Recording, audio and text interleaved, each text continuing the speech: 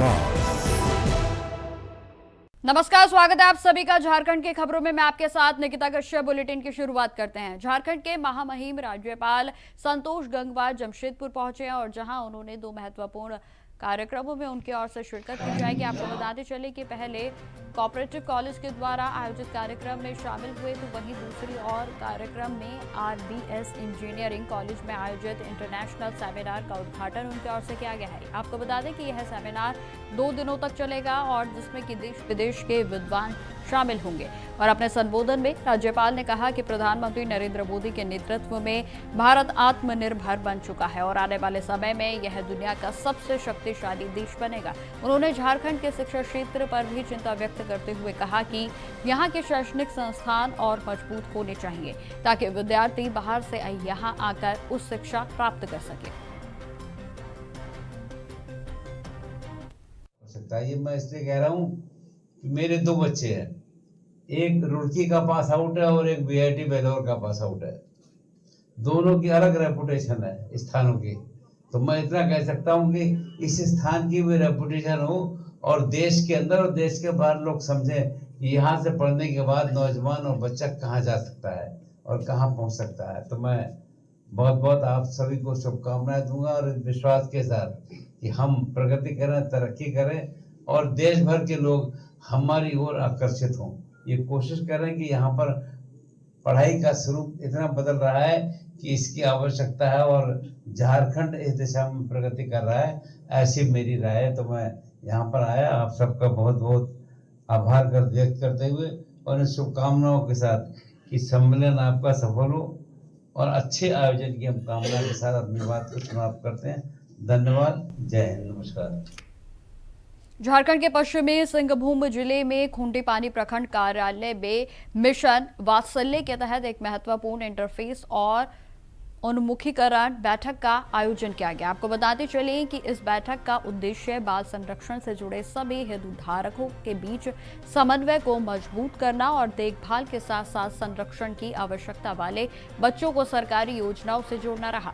जहां आपको बताते चले कि कार्यक्रम में पंचायत प्रतिनिधि, जिला स्तरीय अधिकारी, विधिक सेवा की संस्थाएं और सामाजिक संगठन भी शामिल हुए। जहां बैठक में जानकारी जो है वो दी गई है कि जिले में 55 बच्चों को सफलतापूर्वक मिशन वात्सल्य के परियोजना और उससे के तहत जोड़ा जाएगा, जिससे कि उन्हें शिक्षा, स्वास्थ्य, पोषण और समग्र विकास के लिए नियमित आर्थिक एवं संस्थागत सहयोग मिलेगा। और जहां मुख्य अतिथि प्रखंड प्रमुख सिद्धार्थ होनहागा और विशिष्ट अतिथियों ने बच्चों के अधिकारों, JJ एक्ट, तो वहीं फोस्टर केयर सेवाओं के लिए भी आपको बताते चले और साथ ही साथ पंचायत स्तर पर बच्चों की पहचान और संदर्भन की प्रक्रिया पर भी विस्तार से जानकारी साझा की है। उपस्थित पंचायत प्रतिनिधियों को संवेदनशील बच्चों की पहचान कर उन्हें योजनाओं से जोड़ने की जिम्मेदारी भी दी गई।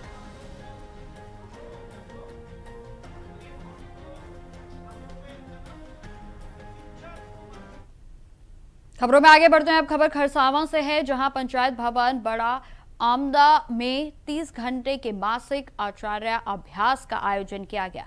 आपको बताते चले कि कार्यक्रम की शुरुआत समाज सेवी शिव कुमार साहा के द्वारा भारत माता और सरस्वती माता की तस्वीर पर दीप प्रज्वलित कर की गई और जहां इसके बाद उन्होंने उपस्थित सभी आचार्यों को मार्गदर्शन देते हुए जानकारी दी कि एकल अभियान का मुख्य उद्देश्य गांवों का सर्वांगीण विकास और समाज में फैली त्रुटियों को दूर करना है। और जहां शिव कुमार ने पंचमुखी शिक्षा की जानकारी दी है, उनका कहना था कि इन शिक्षाओं के माध्यम से ग्रामीण और वनवासी क्षेत्रों के बच्चे स्वावलंबी बनकर राष्ट्र हित में योगदान दे सकेंगे। और इस मासिक अभ्यास वर्ग में लगभग 30 आचार्यों ने भाग लिया। जहां जानकारी देते चले कि अंचल की गतिविधि और प्रमुख कालीचरण महतो और संच प्रशिक्षण गोकुल कुमार ने भी कार्यक्रम में भागीदारी दी। चलो जलाए दीप वहाँ जहाँ अभी भी अंधेरा है, सब समाज को साथ लेके आगे बढ़ते जाना है।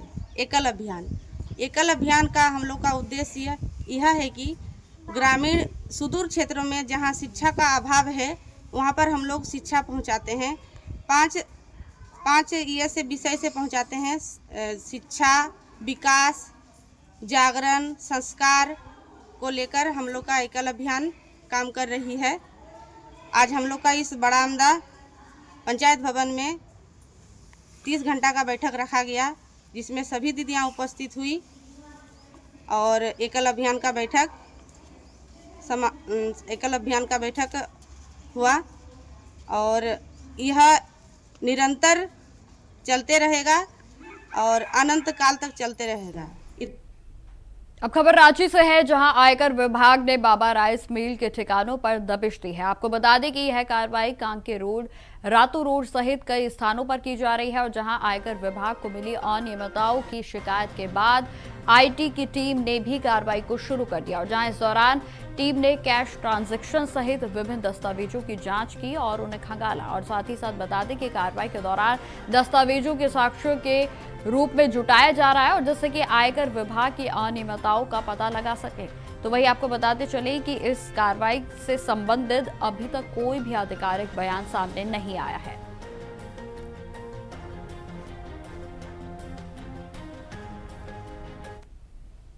अब खबर जमशेदपुर से है, जहां जमशेदपुर समेत झारखंड के कई जिलों में एक साथ छापेमारी की गई। बताते चले कि यह छापेमारी आयकर विभाग के अनुसंधान की शाखा ने की है और जहां यह छापेमारी बाबा राइस मिल समूह से जुड़े कारोबारियों के ठिकानों पर सुबह से ही शुरू कर दी गई थी और जहां जमशेदपुर के जुगसलाई नया बाजार निवासी संजय अग्रवाल और सीएच एरिया स्थित उनके आवास पर छापेमारी की गई, जहां संजय अग्रवाल भालूटिया परिवार से जुड़े और चावल का कारोबार करते हैं। तो वहीं छापेमारी हजारीबाग और बिहार के कुछ जिलों में भी की जा रही है, जहां कारोबारियों पर आय से अधिक संपत्ति रखने और आय को छिपाने के आरोप हैं। तो वही दस्तावेज भी जब्त किए गए हैं और इसके अलावा औरंगाबाद और महाराजगंज रोड पर भी छापेमारी की जा रही है। बताते चलें कि महाराजगंज रोड स्थित धान के कारोबारी विश्वजीत जायसवाल के आवास पर भी यह छापेमारी की गई है और जहां राइस मिल के संचालक नीतीश कुमार भी आयकर विभाग के रडार पर हैं।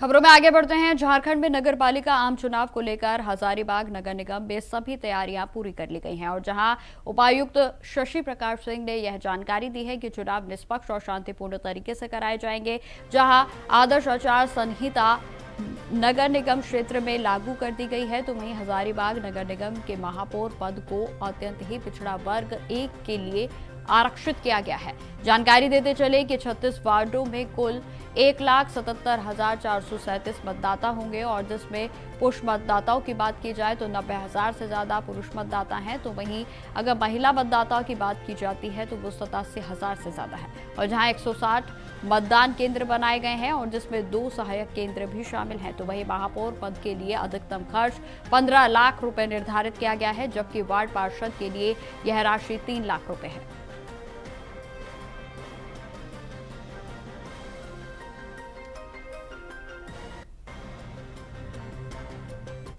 नगर पालिका निर्वाचन है 2026 में है पूरे राज्य में। उसमें हजारीबाग में 77 बिल्डिंग्स में 160 बूथ है। सभी बूथों पे बिल्कुल शांतिपूर्वक चुनाव हो, इसकी हम लोगों ने तैयारी की है। इसके लिए हम लोग चिन्हित करने की भी प्रक्रिया कर रहे हैं कि कौन कौन से सेंसिटिव और हाइपर सेंसिटिव बूथ है, वहाँ पे विशेष रूप से सुरक्षा बलों की प्रतिनियुक्ति की जाएगी।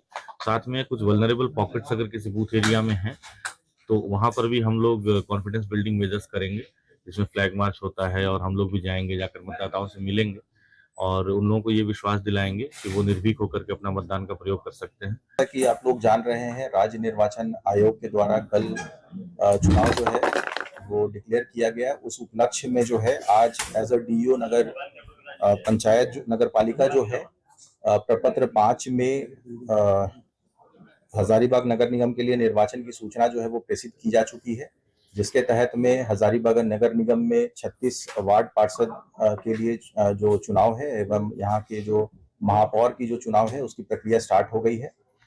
निर्वाचन की जो तारीखें हैं वो कल से नामांकन जो है रिस्पेक्टिव रिटर्निंग ऑफिसर्स के यहाँ नामांकन जो है वो दाखिल की जा सकती है। 23 तारीख को जो है वो चुनाव प्रस्तावित है और 27 तारीख को काउंटिंग जो है वो बाजार समिति में प्रस्तावित है। जमशेदपुर के बिरसा नगर थाना क्षेत्र में नाबालिग से दुष्कर्म के आरोपी मन्नू को न्यायिक हिरासत में भेजे जाने के बाद मामला गर्मा गया। जी हां, आपको बताते चले कि जमशेदपुर के स्कूली वाहन सेवा संचालक समिति के बैनर तले बड़ी संख्या में स्कूली वाहन संचालकों ने बिरसा नगर थाना परिसर में प्रदर्शन किया और पुलिस की कार्रवाई पर विरोध जताया है। प्रदर्शनकारियों का आरोप है कि पुलिस ने मामले की निष्पक्ष जांच किए बिना ही जल्दबाजी में कार्रवाई की है और जांच समिति ने पूरा मामले को पारदर्शी जांच और सभी साक्ष्यों को ध्यान में रखते हुए जांच की मांग की है। तो वहीं जानकारी देते चले कि पुलिस अधिकारियों ने प्रदर्शनकारियों को समझाकर शांत कराया और जहां आश्वासन दिया गया है कि कानून के दायरे में रहते हुए निष्पक्ष जांच की जाएगी और जहां पुलिस का साफ तौर पर कहना है कि मामलों में जो भी साक्ष्य उपलब्ध हैं उन्हीं के आधार पर कार्रवाई की जाएगी और आगे की जांच भी जारी है।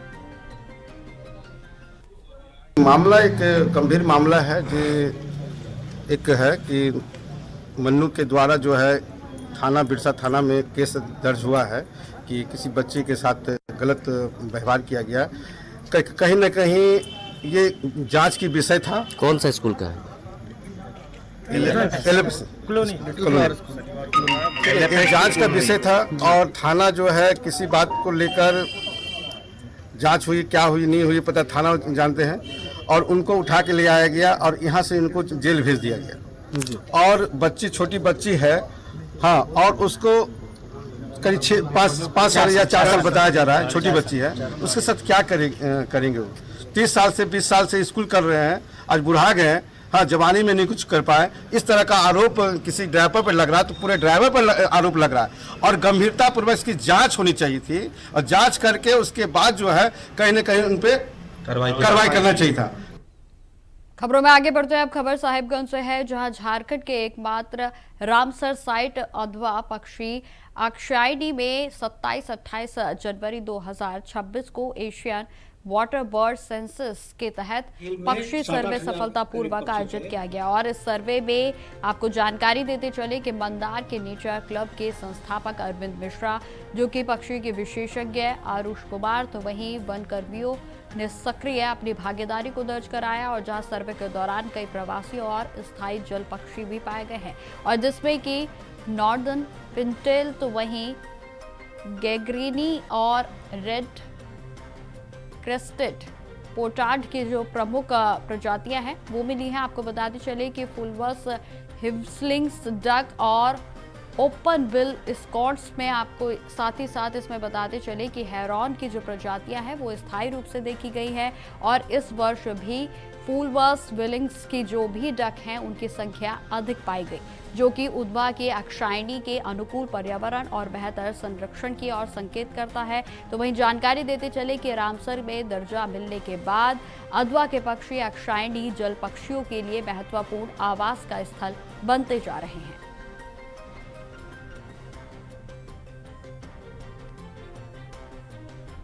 इस साल का अनुभव गजब था। रामसर साइट होने के बाद पहली बार यहाँ AWC का काउंट हुआ है। पुरुलिया में 10,000 से ज़्यादा पक्षी थे, पतौरा झील में 7-8 हज़ार करीब पक्षी थे और अभी बरहेल झील, ब्रह्म जमालपुर झील में लगभग 14,000 के आसपास पक्षी हैं यहाँ। तो ये एक बहुत बड़ी उपलब्धि है। दूसरी खास बात ये है कि नॉर्दर्न लैपविंग को मैं तो 1989-90 से यहाँ आ रहा हूँ, आज तक मैंने नहीं देखा था। आज पहली बार 8 नॉर्दर्न लैपविंग, जिसको शाबाज टिट्टी बोलते हैं, उसको यहाँ देख के तो दिल खुश हो गया। तो खबरें लगातार जारी रहेंगी, फिलहाल रुकते छोटे से ब्रेक के लिए। तो ब्रेक के बाद एक बार फिर से स्वागत है आप सभी का। बढ़ते हैं खबरों की ओर। खबर लातेहार से है, जहां नक्सल प्रभावित क्षेत्र के युवक और युवतियों को सशस्त्र सीमा बल 32 वाहिनी के द्वारा बेसिक कंप्यूटर प्रशिक्षण और इलेक्ट्रॉनिक्स एंड इलेक्ट्रिकल का प्रशिक्षण उनकी ओर से दिया गया है और जहां सशस्त्र सीमा बल के कमांडेंट राजेश सिंह व लातेहार के अनुमंडल पदाधिकारी अजय कुमार राजक के द्वारा प्रमाण पत्रों को भी वितरित किया गया और जहां वहीं कमांडेंट राजेश सिंह ने कहा कि कौशल विकास के तहत इन युवक और युवतियों को 25 दिन का बेसिक ट्रेनिंग दिया गया था और इसका मकसद था कि नक्सल प्रभावित क्षेत्रों के बच्चों को आत्मनिर्भर बनाना। 30 बच्चे हैं दोनों कोर्सेज में, और एक 25 दिन का ट्रेनिंग था और एक 20 दिन का ट्रेनिंग था। तो दोनों ही ट्रेनिंग बड़ा अच्छा रहा है। एक कंप्यूटर के ऊपर बेस्ड था और दूसरा अपने टेक्नोलॉजी के ऊपर बेस्ड था, जिसमें हम लोगों ने इन्हें सिखाया है कि मोबाइल रिपेयरिंग वगैरह, रेफ्रिजरेटर और भी जो इलेक्ट्रॉनिक के सामान है उसको किस तरीके से रिपेयर किया जाता है। और कंप्यूटर्स में MS वर्ड, पावर पॉइंट और बाकी सारी चीज़ों पे फोकस रहा है। कंप्यूटर सॉफ्टवेयर एंड हार्डवेयर दोनों के ऊपर इंस्ट्रक्टर्स ने इनको ट्रेनिंग दी है। मकसद क्या है? मकसद यही है इनका कि सेल्फ डेवलपमेंट हो, स्किल डेवलपमेंट हो, अपना रोजगार तलाश सके और ओवरऑल इलाके का डेवलपमेंट हो सके, यही चाहते हैं हम लोग। तो सभी बच्चे नक्सल प्रभावित क्षेत्र से? हाँ, ये क्षेत्र थोड़ा बहुत नक्सल प्रभावी है। अब तो लगभग समापन के कगार पे ही है और समाप्त हो ही जाएगा नक्सल, जिस तरीके से अभियान चल रहा है। लेकिन उसके बाद ये भी रहता है कि इस इलाके में किस तरीके से हम रोजगार के साधनों को बढ़ाएं। खबर जमशेदपुर से है, जहां रेलवे सुरक्षा चक्रधरपुर मंडल के ऑपरेशन यात्री सुरक्षा के तहत उड़नदस्ता दल ने रात्रि गश्ती के दौरान 4 ट्रेन लुटेरों को गिरफ्तार किया है। जी हां, आपको बता दें कि घटना तब सामने आई जब ट्रेन के AC कोच से 2 व्यक्तियों को भागते हुए देखा गया। CCTV के माध्यम से पता चला कि यह 4 सदस्य गिरोह था, जो कि मेहनत के बाद चारों के आरोपी जो है वो टाटानगर रेलवे स्टेशन के नाइट आउट क्षेत्र से पकड़े गए और जहां पकड़े गए आरोपियों के पास से चोरी किए गए मोबाइल का चार्जर, बड़ा कटर और हेक्सा ब्लेड के साथ साथ अन्य उपकरणों को भी बरामद किया गया और जिनकी कुल कीमत लगभग 1,60,000 रुपए आंकी गई है। बताते चले कि सभी आरोपियों का पुराना आपराधिक इतिहास भी है और जहां पकड़े गए सभी आरोपियों को अग्रिम कार्रवाई के लिए रेल थाना टाटानगर सुपुर्द कर दिया गया।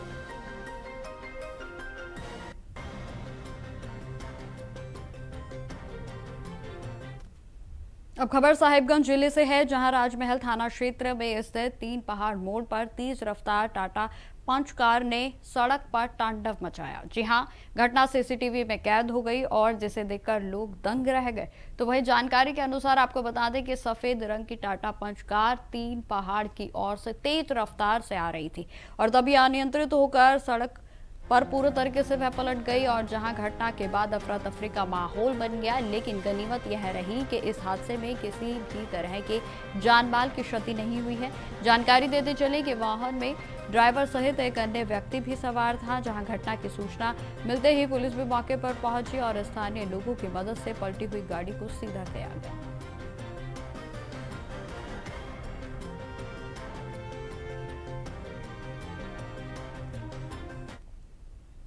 अब खबर जमशेदपुर से है, जहां आपको बता दें कि सीताराम मडेरा थाना अंतर्गत भालूबासा स्थित इंदिरानगर जोड़ा मंदिर के पास देर रात शॉर्ट सर्किट के चलते एक घर में भीषण आग लग गई और जहां आग इतनी तेजी से फैली कि पूरा घर का सामान जलकर खाक हो गया। तो वहीं घटना के समय घर के सभी सदस्य गहरी नींद में सो रहे थे। आग के फैलते ही घर के अंदर से चीख पुकार की आवाजें आने लगी, लेकिन घर के सदस्य किसी तरह जान बचाकर बाहर निकलने में सफल हो गए। वहीं आपको बताते चले कि सूचना मिलने के बाद पुलिस और फायर ब्रिगेड की टीम भी मौके पर पहुंची और वहीं इस हादसे में 85 वर्षीय बुजुर्ग महिला की जलकर मौत हो गई है, जहां घटना के बाद इलाके में शोक और दहशत का माहौल है।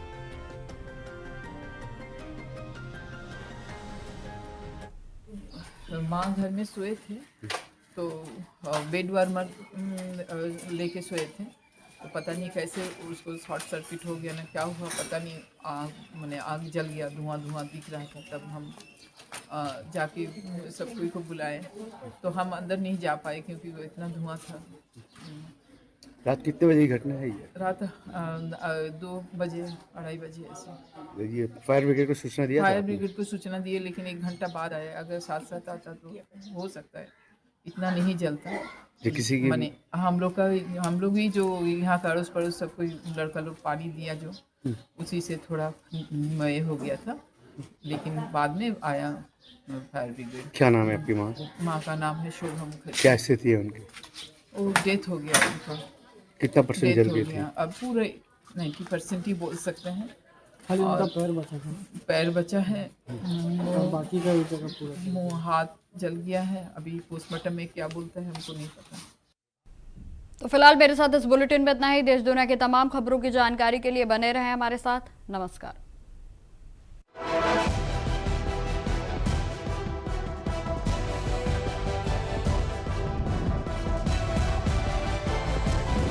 इंडिया बस, आपकी सोच, आपकी आवाज।